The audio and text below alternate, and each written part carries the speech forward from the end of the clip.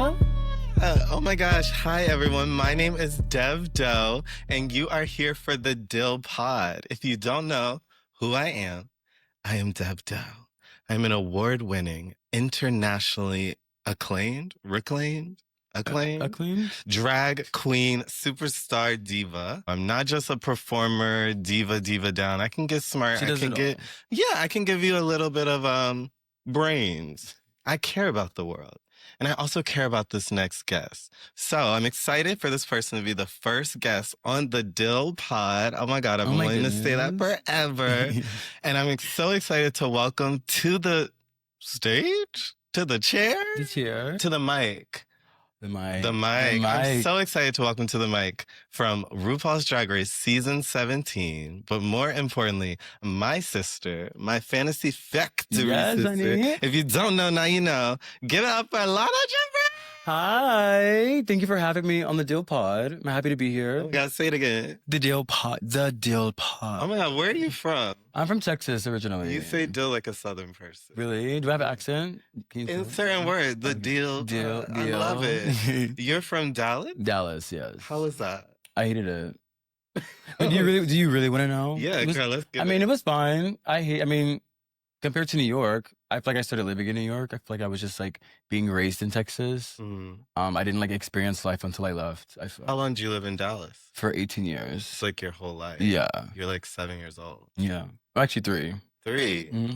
Oh my gosh. You look good for 3. Yeah, I get it all the time. So when you were home, what made it so difficult? I mean, like Dallas is conservative. Yeah, it's very conservative, very religious. I also just like had no idea who I was. So like I feel like I couldn't actually do things that I wanted to do. I didn't even know what I wanted to do. So like once I moved out, I was like, oh my God, wait, this is what life is. And I figured out that later in life, I realized everything that happened to me as a kid was not stuff that's supposed to happen to people that grow up. Like what? It's like just the way people are treated. Like you're supposed to be loved unconditionally. And now I am, but like that's not something that I had growing up. I didn't know. Right. Until I moved here and met people that like Dev that did do that. Clock it like me. So like what were you like bullied or? Yeah, I was bullied a lot because I was a very small kid. I was malnourished. I was a premature baby. Yeah. So I was like very, very, very, very tiny. And I would like do sports to try to fit in for my dad. But like I was obviously the skinniest kid on the team. So I would get picked on. I wouldn't get picked for the team. I'd be like sitting on the bench the entire time. What kind of sport?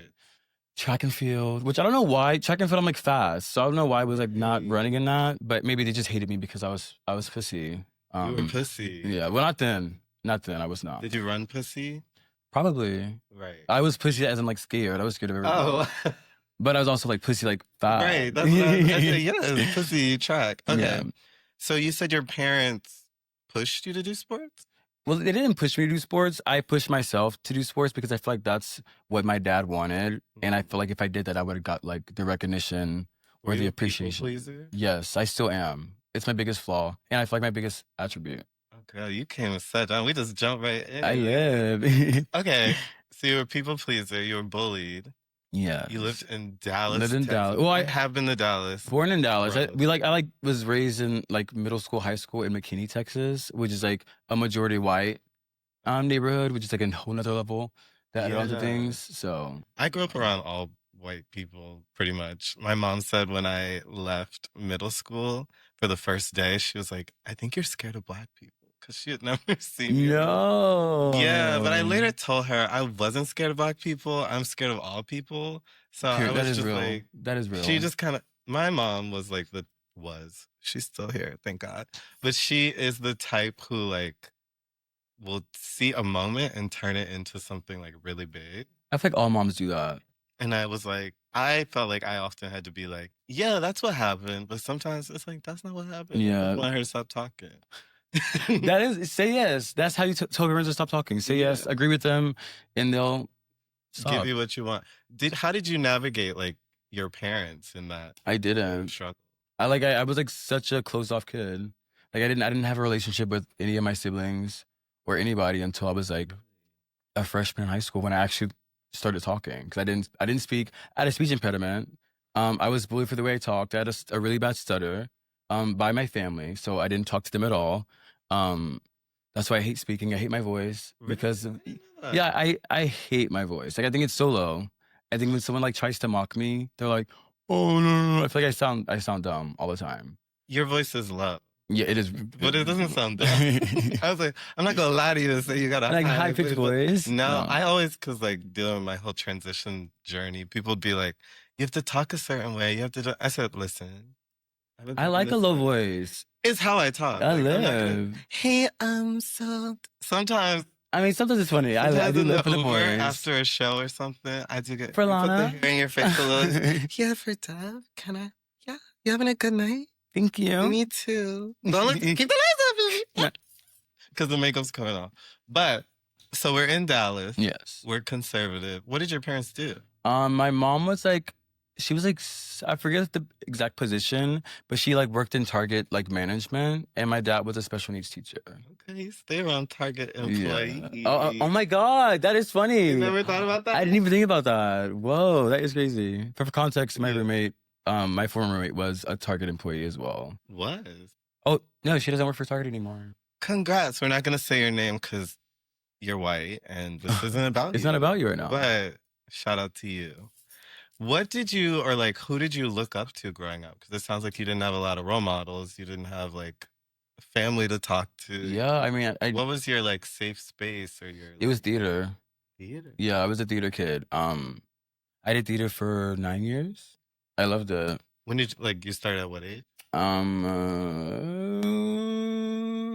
she lying. No, I don't know how to do math. 9 years. How am I? 23? 23 minus 9. 23 minus 9. Yeah. 14. Yes. First musical was Fame Junior. Shut the. And I stole someone's role because I was in the ensemble. Who did you play? I played Joe Vegas. I don't know who that was, but That's the smallest role in the show. Okay, well, you said you were skinny and pussy, so it was pussy, right? When I first went to high school, the first musical they did was Fame. Shut up! I didn't do it. I did Seussical. I'd never done Seussical. I wanted to. I've always wanted to. Do you know what role I wanted? What? The monkeys. I'm looking back like, girl. Oh, that's not. And they would have cast you as a monkey. No, they didn't. Well, that's good. Thank goodness. That would have been bad. What? I was a jungle animal. I wasn't even an elephant or like a donkey. I was just there. But that's funny. I feel like theater is like one of the places where a lot of the LGBTQIA plus girlies find themselves and find performance. Did you have like theater people that you looked like? For me, I always looked up to Beyonce.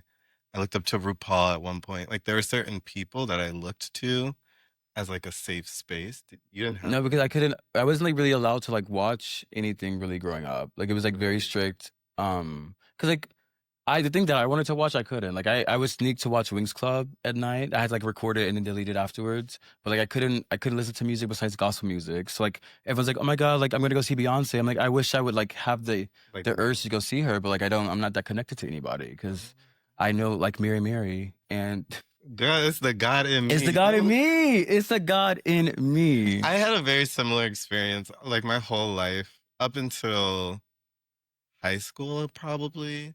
It was like Bible study, youth, whatever, chorus, dance. It was, we like lived in the church and my parents only played gospel, but I just have always been rebellious. So I was still in my room. No, I always got so scared. I got so scared. Yeah. And also my parents were like very, very, very like, they didn't hate us. Oh my God, that's not like they're abusive. They're not abusive. They're just they're black. They're black. They're black parents. Like, it's different. Yeah, we get punishments, but I didn't want to get punished because like I wanted to be the favorite kid. I was the favorite kid. I was the least favorite kid. Really? I was the middle child. I was the middle child too. How does that work? I think like similar to how you were a people pleaser, I was like I always did everything right. Like I tried to like get ahead of it. Or like I like applied to my own college. Like I just did everything on my own. I kind of like was comfortable being overlooked. And just like made everyone's life easier. No, no, that is sad. That is. I mean, I feel like. What do you feel like? Being overlooked. You're fine with being overlooked? I think. Or you were, I guess, as a kid. I definitely was. I was definitely a little neglected.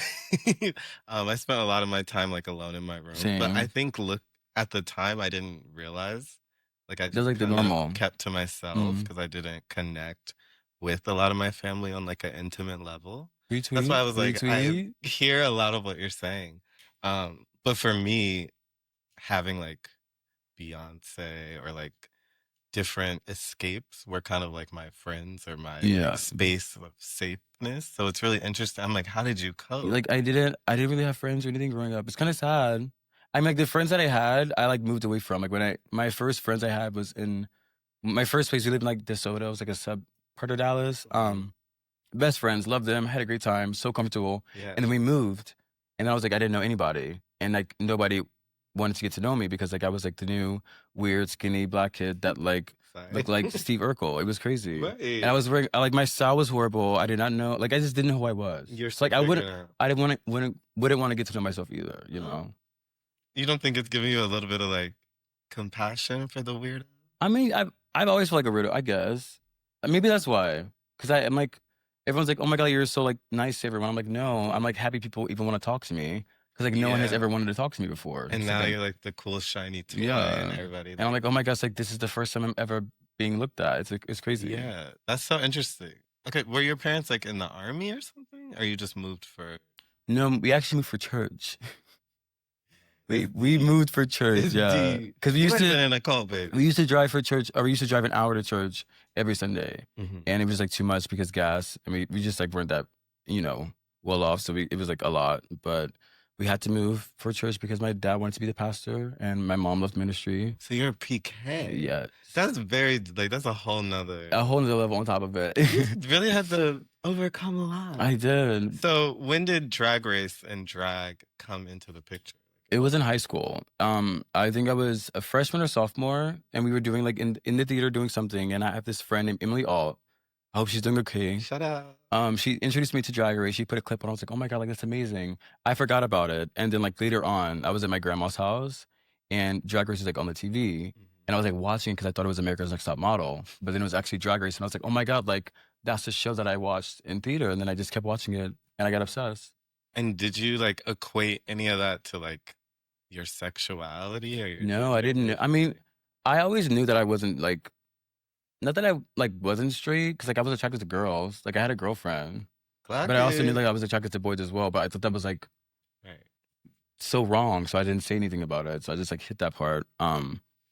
Especially in a deeply religious. Yeah, like I didn't come out. I never came out really. Same. I just moved out my house and I was like, let me just explore what this life is like. Explore the lifestyle. Yeah. And you certainly have explored it. I've seen it firsthand. Yeah, you have. You literally have been there from the beginning, Dev. You're very active in the community. Am I? Yeah, you don't think so? I think, yeah, maybe. I mean, I feel like everyone's active. I wouldn't say everyone. I'm definitely inactive. I'm out of commission, but with reason. Wait, what are you talking about? You're talking about. What are you talking about? Are we talking about the same thing? No, what are we talking about? So anyway, tell me about, you discovered Drag Race. Yes. You discovered Rupaul. What season was it? And who was like the first diva you were obsessed with? Season 8, Naomi Smalls. Every black girl. How can you not be? Naomi Smalls was my diva. When I saw that you were going to Drag Race, I was like, you're going to be someone's Naomi Smalls. That's crazy. That is crazy to think about. Honestly, I am very honored. Like, I did not think that like I'd be able to like live this life ever. And like I feel like I'm finally living life like post Drag Race. Yeah. Like for like this past month has been like the first time I've been like breathing, happy. You know? Well, because you went through a lot. I don't want to jump into that yet. Yeah. Maybe. How old were you when you discovered Drag Race? Probably like 16, 15, 16. Yeah. And how did you feel when you saw it for the first time? I was confused. I mean, I knew it was entertaining as fuck. I was like, oh my god, this is like the best TV show ever. Like, I'm intrigued. Like, I want to keep watching it. I didn't like necessarily feel like I wanted to do drag because I was like, it's like not allowed. Like, I would literally be killed. Yeah. So I was like, in another life, I would love to be a drag queen. Yeah. I feel like for me, like makeup was like a big gateway into all of that. And for the longest time, I used to always say like, makeup, it never registered that I could wear it. Like, it just never. Yeah. That I could put it on because it was like such a taboo idea. For you, was it similar? Like drag it wasn't even something you thought you could do. Yeah, I didn't think it was possible. So when did that change? What made that possible? Well, we did a musical, actually, my senior musical, which was Matilda, and they cast me as Trunchbull, which I think my theater teacher knew. I was like wanted to be a drag queen secretly because that's why she cast me as Trunchbull. But that was like the first time I was really like, oh. But it was so weird because like my parents, they weren't like accepting of drag or like me being queer or whatever. But like during that role, like that's like the most love I felt. Really? Out of my entire childhood. Was being on stage and fucking boobs and shoes, and they were loving, they were laughing. From your parents or from the world? From parents, from everybody. That's the first time I felt like somebody saw me. Yeah. Which is why I feel like I wanted to be a performer, because I was like, this is how people get to see you. You have to be on stage. You finally got like the recognition. Yeah. And you often felt overlooked the entire time before that. So yeah. It's like, wait, when I do this. I was like, wait, like, you actually know who I am? Like, you care about me? It's crazy. Did it feel affirming? Very affirming. It did. I was like, wait, I like this a little too much. Did it scare you at all? I feel like a lot of people, when the first time I like really looked good, I like got scared because I looked so good. I was like, I mean, I don't know. That sounds crazy to No, say. that's not. I feel like you never had a bad day. You're a person. No, I definitely I had to work my way up. Nicole knows. Not.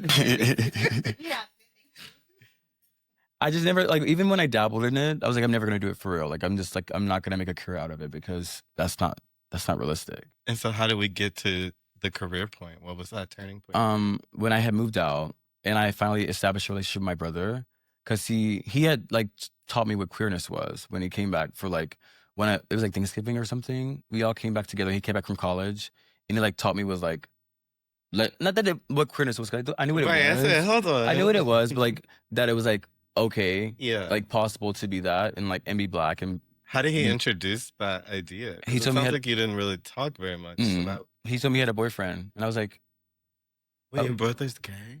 He's queer. Okay, wait. He likes everybody. We like everyone.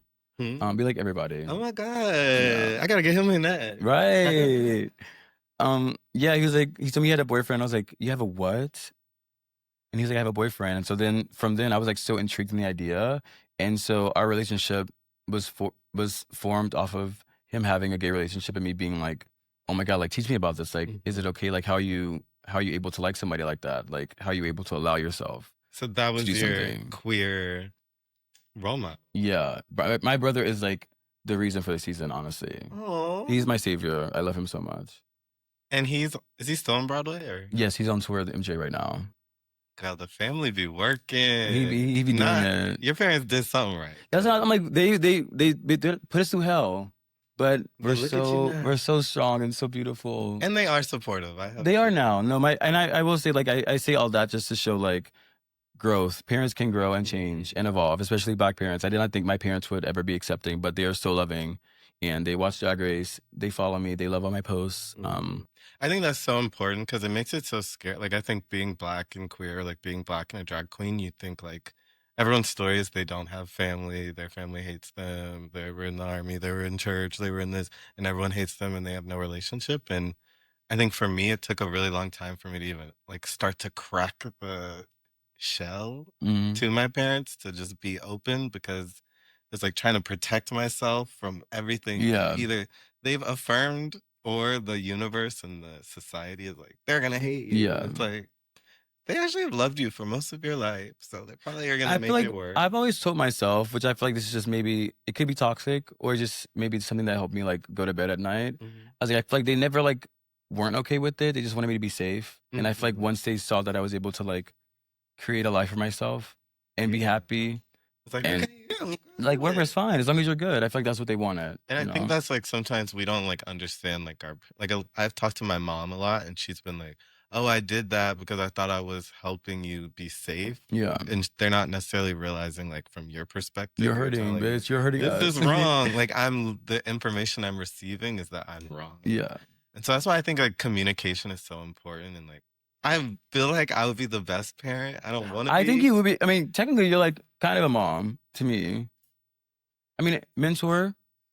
Whatever that means. Well, you just like you. No, yeah. I like look up to you. You've taught me so much. Oh, like, I look up to you. Naturally, a good parent, a good teacher. Oh, you. No, Lana has seen me crash out. I be in her face. And she really just listens. I'm like, girl, you gotta tell me something. I'm gonna listen. I'm there. I'm gonna be there.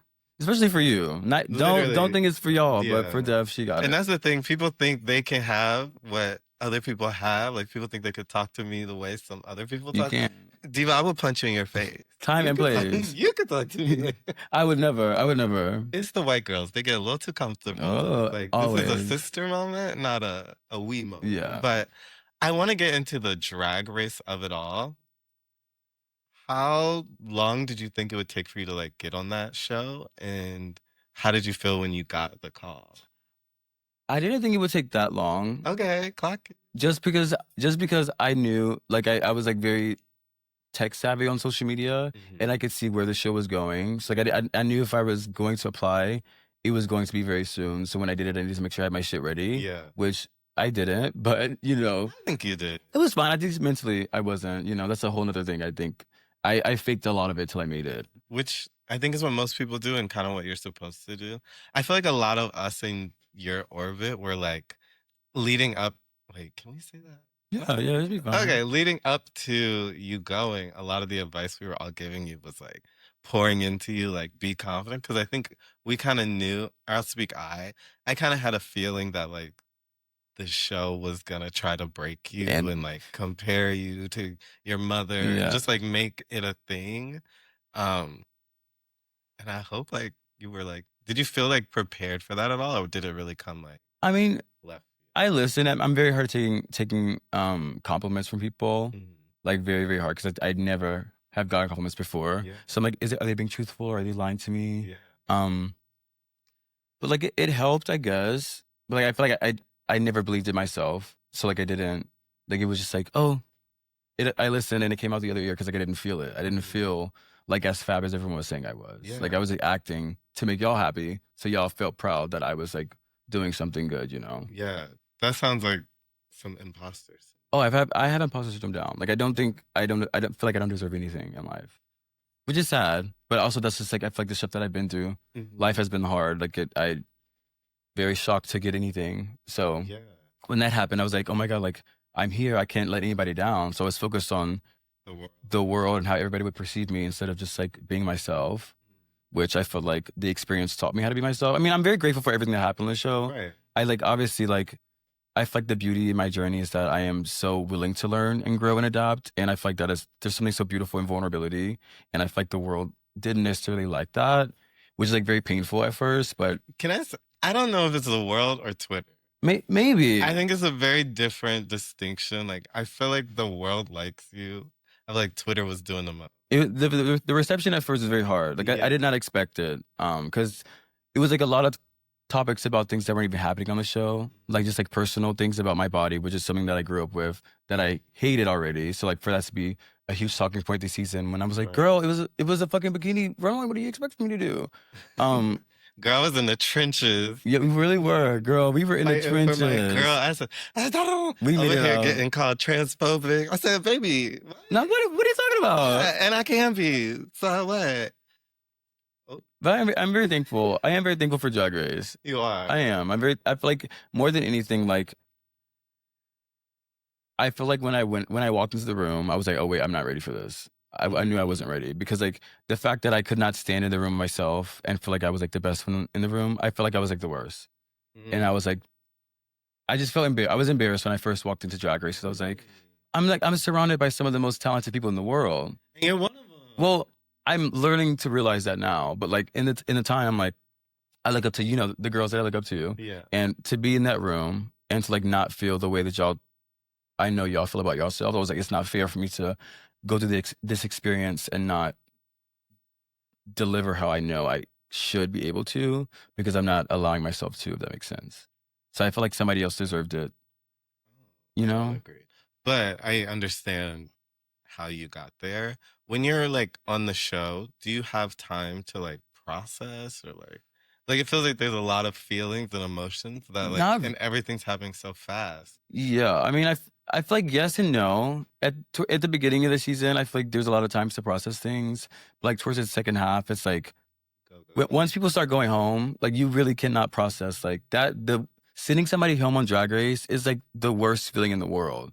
And you have maybe 5 hours to get that out of your system, to walk into the workroom, to act like you're ready to tackle a new challenge. It's like, no, I'm a human. I'm hurting that I just sent my fucking best friend home, my only support system. Yeah. Now I'm surrounded by fucking strangers, and you want me to walk in and do Snatch Game?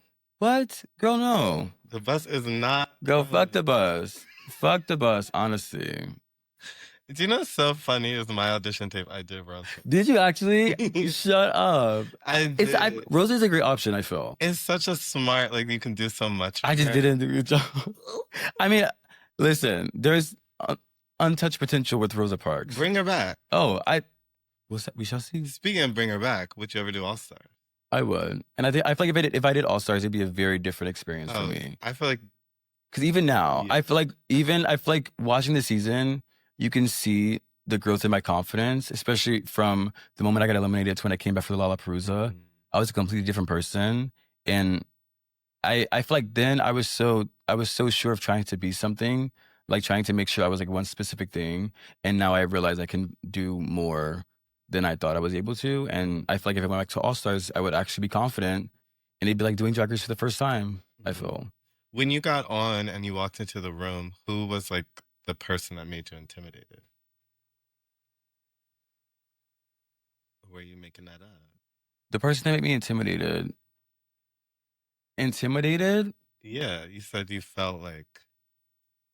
Well, just like everybody was so sure of themselves. So like all these girls had these big drag personas or these big characters and all these like outfits, and I'm like, wait, I don't do any of this. Like I'm not like that. Like I'm fully just like, I feel like my drag is just so different. Even though it's not, like I'm still doing drag obviously, but it's like so personal for me. Yours is less costumey. Yeah, it's like a little more pedestrian, more like. Which is what I love. That's what I love. And I'm just like, to see that not correlate was like, oh my God, wait, this is like. You said, hold on. I said, wait, whoa, this is serious. Yeah. So I feel like I was scared because I was comparing my drag style to theirs, which I should have just been comfortable in whatever. Right, you want to do like your drag style at the best. Yeah, that I can do it. Versus, because everyone does stuff so different. Yeah. I could see myself getting caught up in that way. It's just like you see, it's just like. It like catches you off guard almost. It does. Because you went in, I feel like, ready for battle. I was so, that's why I walked in so confident. Those first 3 episodes, I was like, oh, I'm doing good. When I didn't get any positive, because you don't get any positive like reinforcement. Is that a right thing? And so it triggered me because I'm like, oh my God, like I felt like I was back to being a kid where I'm trying my best to get my parents' attention and nobody's looking at me. And so then it's like when I felt like I did something, did good, and then everybody was like, oh, it was the RDR Live. When I was like, oh, I really killed it. I was like, oh, they're gonna be so proud of me. When they called me safe, I was like, I was gagged. And it's like I didn't expect to win, but I was like, just a good job, Lana. You're safe. Something. All the girls were hearing things besides me. I was going crazy. I was like, I'm trying. What do I need to do better? So it's like, you drive yourself crazy. You drive yourself crazy there because it's like you try not to compare yourself to other people, but when you see everybody doing well and you feel like you're doing well, but you're not, it's like, what can I do better if you're not telling me what can I do better, you know? You have to like read their mind. It's kind of, you're like set up. And then you're assuming things and changing things about yourself when it's like, no, they want you to be who you are. You are good. Be just who the best. You are. Exactly. Well, I feel like, so once you got through Drag Race, I feel like there's a clear change of Lana pre-Drag Race and then Lana like Lollapalooza. Yeah. Lana, even Meet the Queens. That's what I'm saying. That's why I feel so bad. I was like, oh my God. Like, we went to go film promo, or I guess when we filmed promo. I don't know. It was like, the energy I had, I was like, oh, it's so beautiful. And then watching the show back, I was like, this is not the person that people fell in love with in the Meet the Queens. Like, I was like such an insecure, I feel like I was more certain of myself at the Meet the Queens than what I showcased on the show. Like, I feel like I was like... Which kind of makes sense, because that's the end of the journey. So yeah. like, that's like once you've learned a little bit about yourself. What would you say like you've learned about Lana from watching yourself on television? What are those lessons from that experience, both in it and then like watching it on screen? I feel like the thing that I'd say is like I finally feel like I deserve to be in the room that I'm in. And before then, I never felt like I was worthy to be in any room that I was. And now I'm like, oh wait, I actually am like pretty good at what I do. And it's okay to feel good about yourself. And like I finally feel good about what I do. I'm like, okay, I'm very young. I'm doing what I'm doing. I achieved my dream at such a young age. I may not be the best right now, but I have so much time to grow and be the best. And I'm just like happy to just be in the room. So I'm just happy. I'm honestly very happy. Drag is like, after Drag Race is like the best. Like I feel just so good in myself. Like I'm so, like I did it. I did it.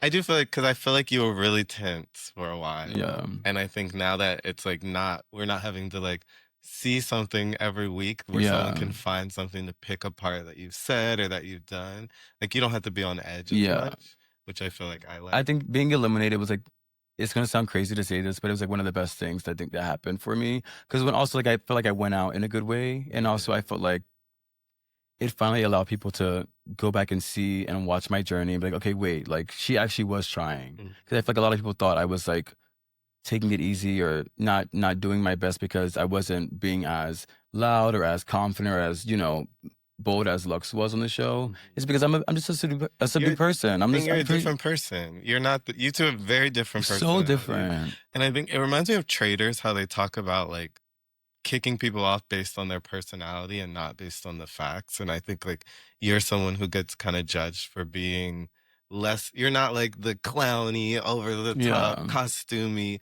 but you do what you do like really polished, really well, really like correct. You know what I mean? It's just like, I think people aren't weirdly open-minded to like drag or performance that is a certain aesthetic or leans a certain way at this time, and you just kind of got the rough end of the stick. Yeah. But I just wish like, because I may have been bad at a lot of things on the show. Not even bad, just like not good.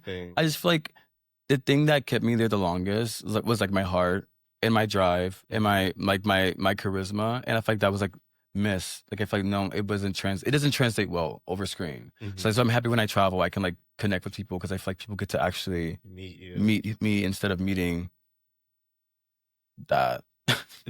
Not that. Yeah, but I feel like that's just like, this is not me. I feel like it just, I don't know. So how did you feel when you did the lip sync for Lana Perusa?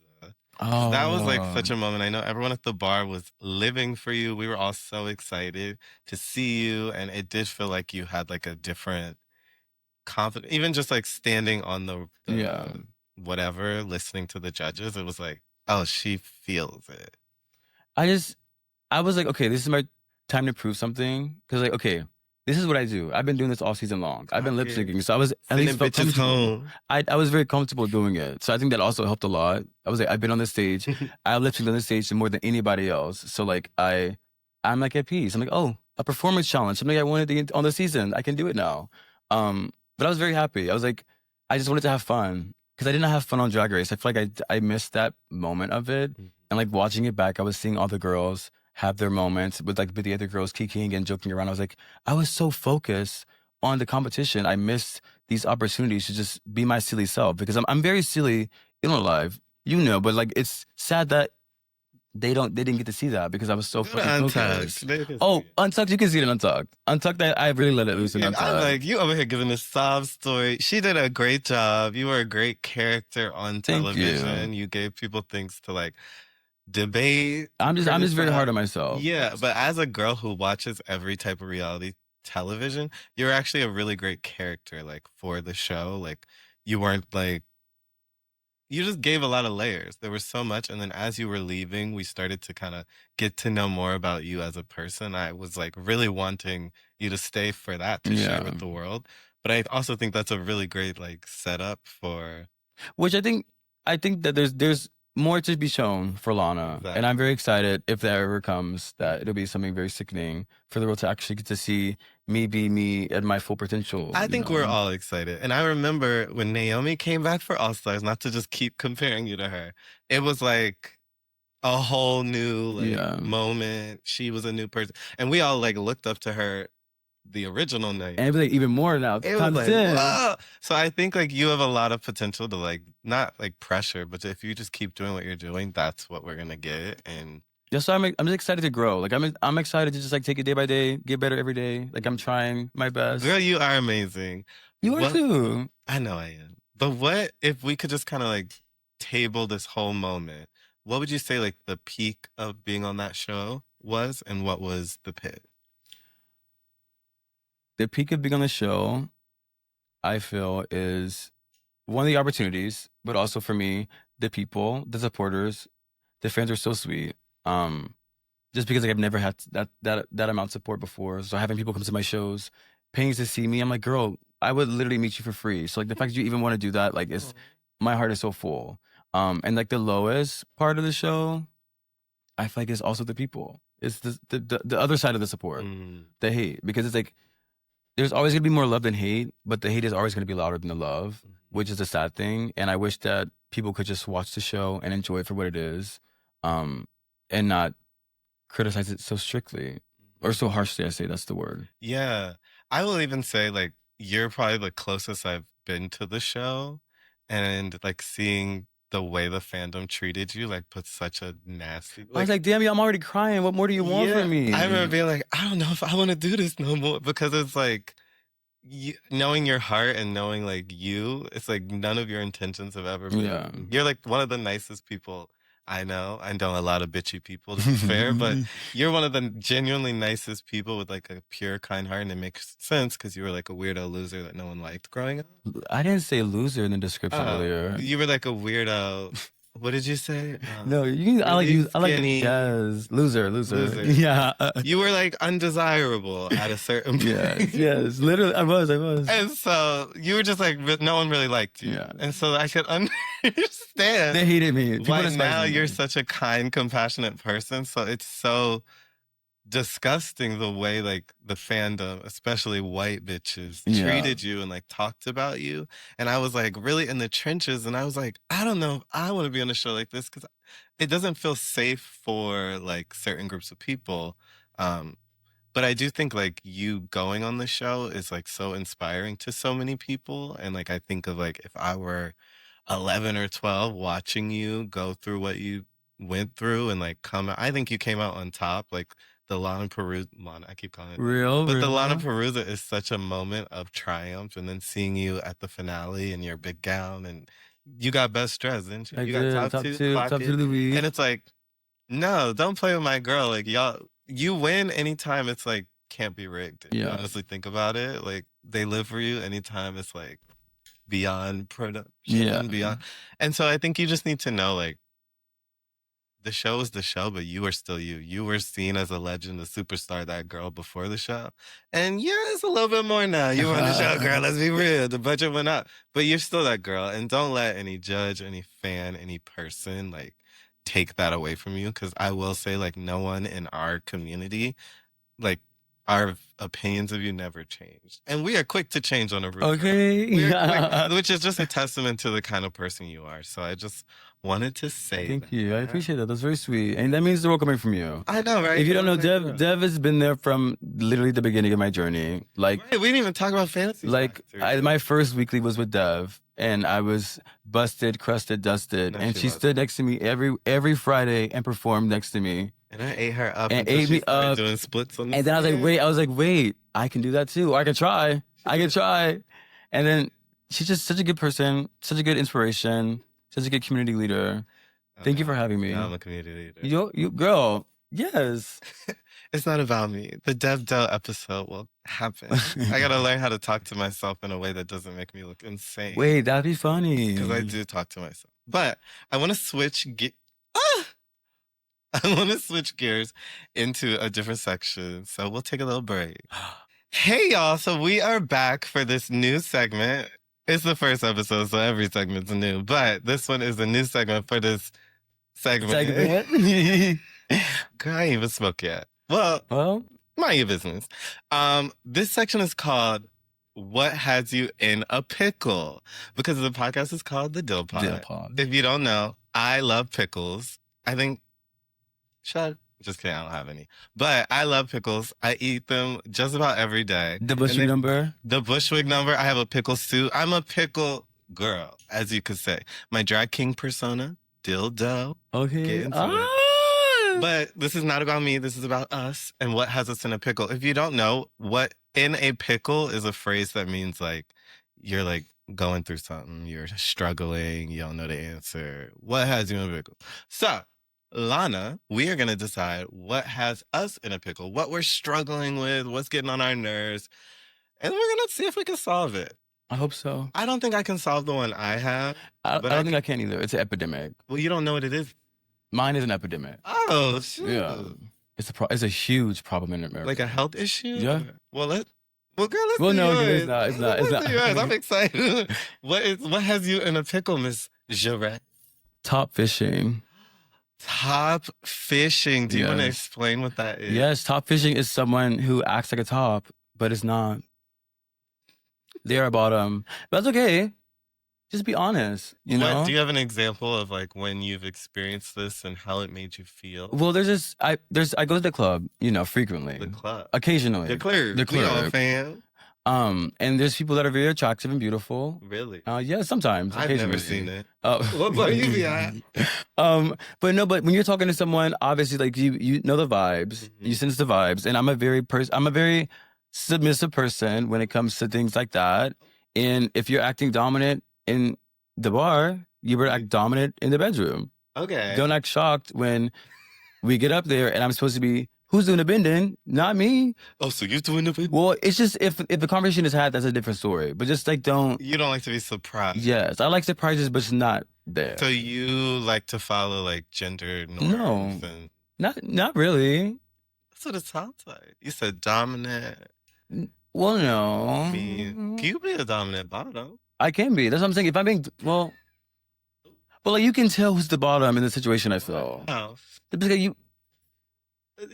I don't know. It's just the vibe you get. I feel like you can instantly know who's going to be the top or the bottom when you go up to someone. Really? Yeah. So who's the top and who's the bottom? I'm the bottom. You're leading the conversation. Okay, fine. Did that make sense? No? I think it makes sense. So top fishing. So you hate when a guy acts like he's a top in the bedroom and his booty is up in the air. Yeah. Got you. I hate that too. I just hate men in general. Honestly, I've started to hate men. Not you, Rich. You started to I've started to hate men. Started. You've been, because when I met you, you were kind of boy crazy. I was boy crazy, but then I've learned that boys are boys and men are very rare to find. Okay, Lana. Girl, just think, she used to be a little weird. I know. Baby, and now she's. If you're weird out there, you can make it too. You can look at her. Okay, I don't know if we solved it. You're saying just be yourself. Yeah, just be honest. Be truthful. I think if we were to get them out of the pickle, I would say become a top. I think top fishers need to do. We need schools for tops. Schools for tops. Schools for tops. I think the problem is everybody wants the bottom. It's easy. Is it? Is it? Honestly, I'm gonna take that back. I'll take that back. But it's just like, it's fun. You know, it is what it is. I think sex is great for those who partake. I, however, would like to move on. Is that okay? Yeah, of course. So what has me in a pickle? What's your tea? Ask me. Dev, what has you in a pickle? Oh my God, funny you should ask, Lana Ja'Rae. So I recently went to the Beyonce concert. How was it? It was perfect, as Beyonce is, but I was very, very confused, might be the word, at the number of people I recognized on the bottom floor. I was in section 100, which is cute. It's a cute, reasonable seat and a reasonably priced ticket. It means you got some money, but you're not spending rent. You know what I mean? And these people were on the floor. Those tickets are like, what, 1,500, 3,000? That is crazy. That is crazy. And some of these people I have seen asking for money. So my issue... You said 1 + 1. My question is, how you got Beyonce tickets, but you're not paying your rent? I'm in a pit. The priorities are switched. The priorities are switched because... No, that is crazy because when I saw the ticket prices originally, I was like, I would never ever drop that much money on a ticket. Maybe I'm just like, okay, not too much. Well, they're very expensive. I'm a very frugal person, so when I see people, especially people who are doing GoFundMe's allegedly, but I mean, you about to have Bushwick on your head. No, I'm not talking about New York. Oh yeah, we're talking about Dallas. Yeah, they only do GoFundMe's in Dallas. Global. But I just think I don't know, especially like if you're spending that much money on a ticket and you're not spending that much money on your rent. That's a little crazy. Or your kids. Or your kids. The kids should be there with you. The kids should be there with you. Right, just like Rumi and Blue. If you can't pay for your kids, you can't pay for yourself. And you can't pay for my heart. You can pay for me though. Oh. Pay for my ticket. I would go if someone bought my ticket. Oh, absolutely. What? Was that up for discussion? No. Has anyone ever bought you a ticket to a concert? I mean, my mom bought me a ticket to Tajik Hall when I was... So no. I've never been to a real concert before. Right. It's let's go. Let's go. We're going to Beyonce. Girl, you are the concert. You're the concert. Well, that was our What's in a Pickle section. I went through the whole episode like nothing's gonna get us in trouble, and in 5 minutes, are we gonna get in trouble? We will see. Girl, let's give them something to talk about. Oh my God. But Lana, yes, I hate to say it, but we've come to the time where we need to wrap it up. Oh my goodness. Is there anything that you like planned to say or wanted to cover really quickly that we could? I mean, I guess the quickest thing to say is just thank you. Thank you to everyone. Oh, to you, Deb. Well, no, to you, but like to everyone specifically. Like to people who support me, to follow my journey, like it means a lot. You have been a huge rock for me. Thank you for having me here. I would not be here without you. Literally, I would not be here without you or here without you. Girl, so I appreciate it. She wouldn't be on time either. Oh yeah. Yeah. I was okay, honestly. For you, on time was pretty on time. I was really trying. I was trying to get dressed with myself.